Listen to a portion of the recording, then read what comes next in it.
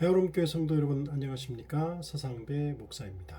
오늘은 디도서 2장 11절에서 15절 말씀으로 우리를 양육하시는 하나님이란 제목으로 말씀을 전하겠습니다.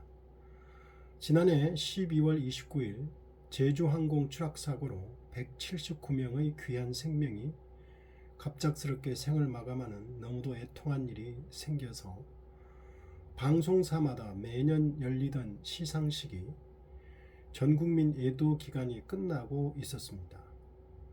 지난주 5일에 MBC 연기대상으로 한석규 씨가 수상했는데 그의 수상 소감이 너무도 사람들에게 공감이 되어서 위로가 되었습니다. 그는 시작하는 말부터 이런 상황에서 이런 행사를 갖는다는 것도 왠지 송구한 마음으로 사과드리고 싶다고 했습니다. 다음은 한석규 씨의 위로와 사과의 소감입니다. 연기자들이 하는 모든 것이 시청자들을 위한 몸짓인데 너무나 큰 슬픈 일이 벌어져서 마음이 아픕니다. 연기자는 어떻게 하면 진실되게 그리고 진솔하게 자신의 마음을 시청자분들에게 전달할 수 있을까? 그런 고민뿐인데 이런 큰일을 겪은 가족분들 그리고 유가족분들에게 정말 진심으로 위로 말씀을 드리고 싶습니다. 대상을 받은 이렇게 친밀한 배신자라는 드라마를 하고 싶었던 이유는 가족의 소중함을 말씀드리고 싶었기 때문입니다. 어쩌면 제 평생에 제가 하는 일의 큰 주제가 가족이었구나. 그것을 얼마 전부터 한번 되새겨 보았는데요. 그런 주제를 하고 싶었는데 가족을 잃으신 유가족분들께 깊은 위로의 말씀을 드립니다. 그리고 왠지 송구하고 사과드리고 싶은 마음이네요. 죄송합니다. 부디 큰 슬픔 이겨내시고 죄송합니다. 저는 그의 이 말을 여러 번 들으면서 중요한 것을 생각했습니다.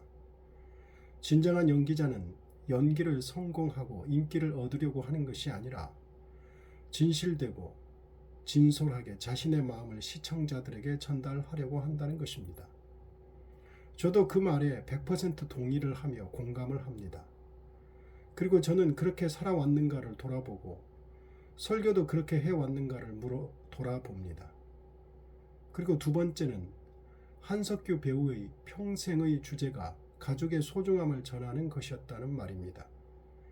그는 자신이 집중하고 전해야 할 인생의 핵심 주제를 정확하게 알고 연기하며 살아왔고 현재도 살고 있음을 말하고 있었습니다. 저는 오늘 계속해오던 사도행전을 잠시 멈추고 디도서를 본문으로 설교하려고 합니다. 오늘 디도서 본문은 사도 바울의 제자이자 그레데 섬의 목회자로 파송된 디도가 성도들에게 집중하고 가르쳐야 할 복음의 주제를 다루고 있습니다. 첫 번째, 영원한 구원이라는 선물은 이제 누구에게나 주어졌다는 것입니다.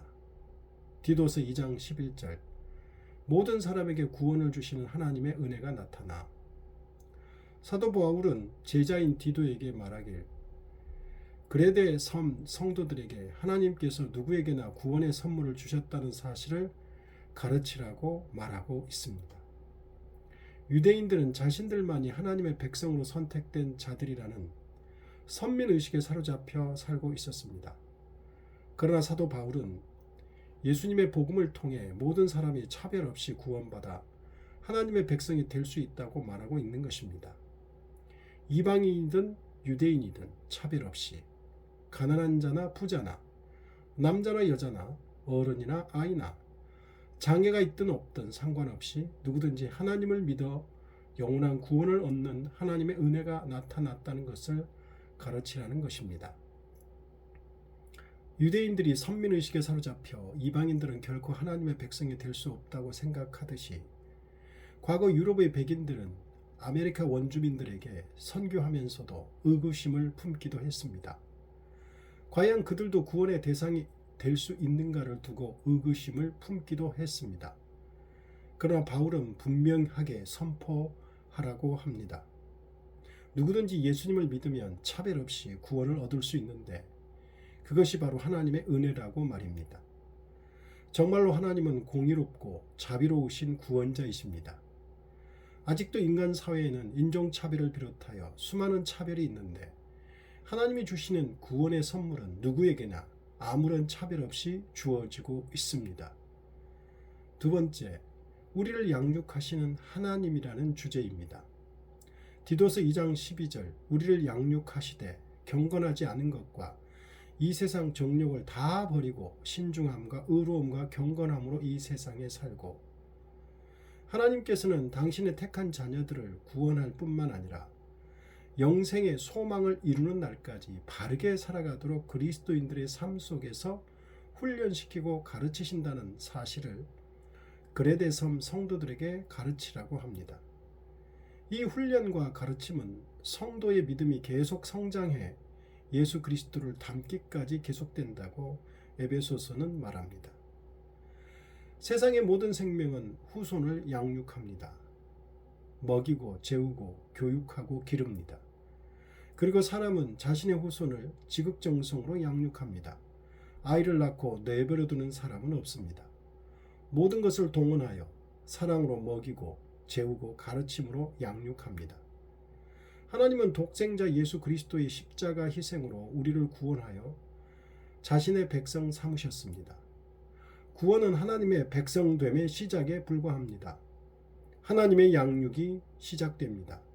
성령과 말씀으로 우리의 삶 속에서 훈련시키고 가르치십니다. 하나님의 목표는 분명합니다. 성도가 믿음이 계속 성장해 예수 그리스도를 닮기까지 계속됩니다.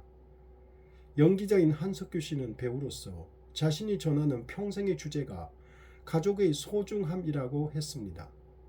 오늘 성경 본문에서 바울 사도가 전하는 하나님의 우리를 향한 영원한 주제는 우리가 믿음이 계속 성장하여 예수 그리스도를 닮는 것이라고 합니다.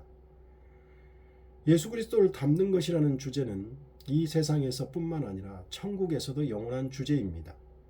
하나님은 우리를 구원하신 후 내버려 두시지 않으십니다. 방치하지 않습니다. 아무런 목표 없이 그냥 먹이기만 하는 것이 아닙니다. 예수 그리스도를 닮아가도록 우리를 세상의 삶 속에서 훈련시키고 가르치고 계십니다. 세 번째, 양육에는 두 가지 측면이 있습니다. 하나님께서 성령과 말씀으로 우리를 양육하시는데 양육하는 데에는 두 가지 측면이 있습니다. 하나는 부정적인 측면으로 경건하지 않은 것과 세상 정욕을 버리도록 양육하시는 측면입니다. 경건하지 않은 것이란 불신앙적인 요소로 하나님을 두려워하지 않으므로 경외심이 없거나 하나님을 의식하지 않고 자기 마음대로 사는 것을 의미합니다. 하나님께서는 구원받은 우리가 이러한 불경건을 버리도록 양육하신다는 것입니다. 그리고 세상 정욕을 버리도록 양육하신다고 합니다. 세상 정욕이란 세상적인 욕망으로 세상의 쾌락, 악독, 다툼, 소유욕 등을 의미합니다. 하나님은 이러한 세상 욕망을 버리도록 양육하신다고 합니다. 그런데 성령과 말씀으로 양육받는 것을 회피하는 사람들 중에는 세상 욕망에서 빠져나오기를 원치 않고 즐기는 사람들이 있기도 합니다. 바울 사도는 1장에서 그레데 섬 사람들의 부정적인 기질을 그레데 섬 출신의 현인의 말을 인용하여 다음과 같이 언급했습니다. 디도서 1장 12절, 그레데인 중의 어떤 선지자가 말하되 그레데인들은 항상 거짓말쟁이며 악한 짐승이며 배만 위하는 게으름뱅이라 하니, 그레데인들은 거짓말장의 대명사로 인식될 정도로 지독한 거짓말장이었다고 합니다. 그리고 그들은 악한 짐승처럼 자신의 이익을 위해서라면 타인의 희생을 아랑곳하지 않은 잔인한 사람들이었다고 합니다. 마지막으로 배만 위하는 게으름뱅이로 소문났는데 이는 그레데인들이 부당하고 안이한 방법으로 자신의 쾌락과 만족을 추구하는 탐욕스러운 사람들이었기 때문이었다고 합니다. 바울 사도는 이랬던 그레데인들이 예수를 믿어 하나님의 백성이 되었기에 하나님께서 이런 부정적인 것들을 버리도록 양육하신다는 것입니다. 어찌 그레데인들만 그러겠습니까? 우리 모두 이러한 부정적인 기질이나 본성을 성령과 말씀으로 버리도록 양육하시고 훈련시키시고 계십니다. 하나님의 양육에 있어서 긍정적인 측면으로는 근신함, 의로움, 경건함이 있습니다. 부정적인 것을 버리고 우리의 내면을 비워둔다면 또 다른 부정적인 것들이 들어와 채우게 마련입니다. 그러므로 하나님은 긍정적인 것들로 내면을 채우도록 양육하고 훈련시키십니다. 긍정적인 것들은 근신함, 의로움, 경건함입니다. 첫 번째, 근신함이란 자기 자신과의 관계에서 내면의 욕망을 제어하고 신중해야 함을 의미합니다. 하나님은 우리가 자신의 욕망을 제어하고 신중하도록 양육하신다고 합니다. 그러므로 하고 싶은 욕망에 이끌려 살지 않게 되고 충동적으로 살지 않게 되고 말과 행동이 신중해질 것입니다. 의로움이란 타인과의 관계에서 공정하게 그리고 진리에 입각하여 행동해야 함을 의미합니다. 타인과의 관계를 이기적이고 자기중심적인 불공정 속에서 하는 것이 아니라 공정하게 말씀에 순종하여 하라는 것입니다. 타인과의 인간관계에 있어서 의로움을 예수님이 이렇게 말씀하셨습니다. 진리란 예수님의 말씀에 따라 타인과의 인간관계를 순종하라는 것입니다. 마태복음 7장 12절에 예수님 이렇게 말씀하셨습니다. 그러므로 무엇이든지 남에게 대접을 하고자 하는 대로 너희도 남을 대접하라. 이것이 율법이요 선지자니라. 예수님의 이 말씀은 다른 사람들에게 해를 끼치지 말 것을 이야기하는 부정적이고 소극적인 명령이 아니라 적극적이며 긍정적으로 이웃을 사랑하며 나아가 원수까지도 사랑하며 선대하라는 말씀으로 이어지는 말씀입니다. 세 번째, 경건함이란 하나님과의 관계에서 하나님을 경외하고 순종해야 하는 삶을 의미합니다. 예수 믿기 전 저는 하나님 없이 사는 불경건한 사람이었습니다. 경외할 대상인 하나님이 없었습니다. 순종해야 할 대상인 하나님이 없었습니다. 그러나 이제는 제가 경외하고 두려워하고 순종해야 할 하나님이 제 안에 계십니다. 그런데 이러한 양육과 훈련을 하나님은 천국에서가 아니라 현재 우리가 살아가고 있는 이 세상에서 하시고 계십니다. 우리는 다양한 환경과 사람들을 만나면서 하나님의 양육을 받고 있는 것입니다. 이 세상은 그리스도인들을 성숙하게 그리스도를 닮도록 훈련시키는 실천 도장입니다. 그런데 이러한 양육과 훈련은 우리의 결단으로 되어지는 것이 아닙니다. 하나님께서 우리를 구원하시는 은혜의 감동을 받아 할 수밖에 없는 것이고 하나님이 우리를 훈련시키시는 것입니다. 우리의 의지와 결단이 아니라 하나님께서 구원받은 은혜로 우리를 그러한 훈련과 양육으로 우리를 하나님의 사람으로 그리스도를 닮는 사람으로 만들어가고 있는 것이 우리의 신앙생활입니다. 성도 여러분, 우리는 지금 현재 어느 정도의 성숙함에 이르고 있는가를 살펴보아야 합니다. 버려야 할 세상 정욕과 경건하지 않은 것들이 많이 남아있지는 않는가? 구원받지 못한 사람들처럼 똑같이 세상 욕망을 추구하며 살고 있지는 않는가? 자신과의 관계에서 스스로 욕망을 제어하며 신중해지고 있는가?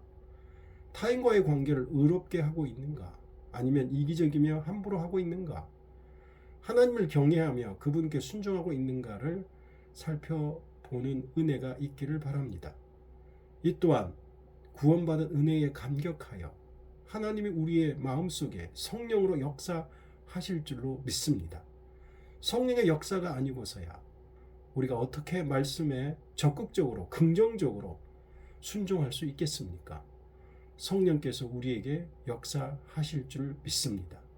예수님 이름으로 기도드립니다. 아멘. 하나님 아버지, 진실로 감사합니다. 말씀을 깨닫게 하시고 말씀에 순종하게 하여 주실 줄로 믿습니다. 성령의 역사가 우리에게 있기를 원하며 예수님 이름으로 기도드립니다.